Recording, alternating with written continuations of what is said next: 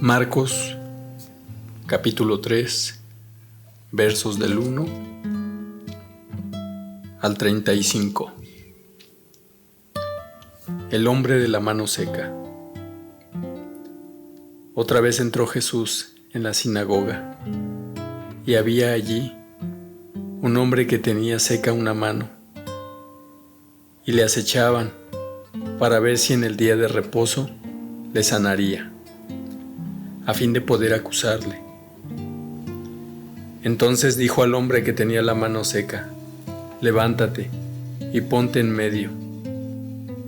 Y les dijo: ¿es lícito en los días de reposo hacer bien o hacer mal, salvar la vida o quitarla? Pero ellos callaban. Entonces, mirándolos alrededor con enojo, entristecido por la dureza de sus corazones, dijo al hombre: extiende tu mano. Y él la extendió, y la mano le fue restaurada sana. Y salidos los fariseos, tomaron consejo con los herodianos contra él para destruirle. La multitud a la orilla del mar. Mas Jesús se retiró al mar con sus discípulos, y le siguió gran multitud de Galilea y de Judea, de Jerusalén, de Idumea, del otro lado del Jordán, y de los alrededores de Tiro y de Sidón, oyendo cuán grandes cosas hacía. Grandes multitudes vinieron a él, y dijo a sus discípulos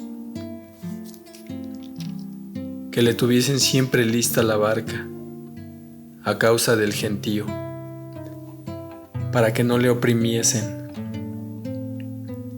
porque había sanado a muchos, de manera que por tocarle, cuantos tenían plagas caían sobre él. Y los espíritus inmundos, al verle, se postraban delante de él y daban voces, diciendo: tú eres el Hijo de Dios. Mas él les reprendía mucho para que no le descubriesen. Elección de los 12 apóstoles. Después subió al monte y llamó así a los que él quiso, y vinieron a él, y estableció a 12 para que estuviesen con él y para enviarlos a predicar, y que tuviesen autoridad para sanar enfermedades y para echar fuera demonios. A Simón, a quien puso por sobrenombre Pedro, a Jacobo, hijo de Zebedeo, y a Juan, hermano de Jacobo, a quienes apellidó Boanerges, esto es, hijos del trueno, a Andrés, Felipe, Bartolomé, Mateo, Tomás, Jacobo, hijo de Alfeo, Tadeo, Simón el cananista, y Judas Iscariote, el que le entregó, y vinieron a casa. La blasfemia contra el Espíritu Santo. Y se agolpó de nuevo la gente, de modo que ellos ni aún podían comer pan.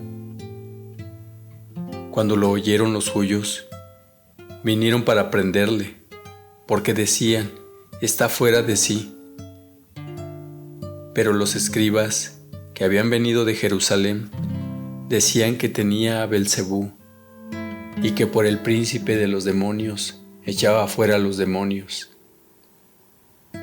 Y habiéndolos llamado, les decía en parábolas: ¿cómo puede Satanás echar fuera a Satanás? Si un reino está dividido contra sí mismo, tal reino no puede permanecer. Y si una casa está dividida contra sí misma, tal casa no puede permanecer. Y si Satanás se levanta contra sí mismo y se divide, no puede permanecer, sino que ha llegado su fin. Ninguno puede entrar en la casa de un hombre fuerte y saquear sus bienes si antes no le ata, y entonces podrá saquear su casa. De cierto os digo que todos los pecados serán perdonados a los hijos de los hombres, y las blasfemias, cualesquiera que sean, pero cualquiera que blasfeme contra el Espíritu Santo no tiene jamás perdón, sino que es reo de juicio eterno. Porque ellos habían dicho: tiene espíritu inmundo. La madre y los hermanos de Jesús. Vienen después sus hermanos y su madre, y quedándose afuera, enviaron a llamarle. Y la gente que estaba sentada alrededor de él le dijo: tu madre y tus hermanos están afuera y te buscan. Él les respondió diciendo: ¿quién es mi madre y mis hermanos?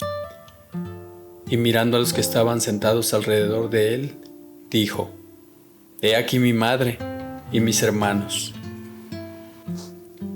Porque todo aquel que hace la voluntad de Dios, ese es mi hermano y mi hermana y mi madre.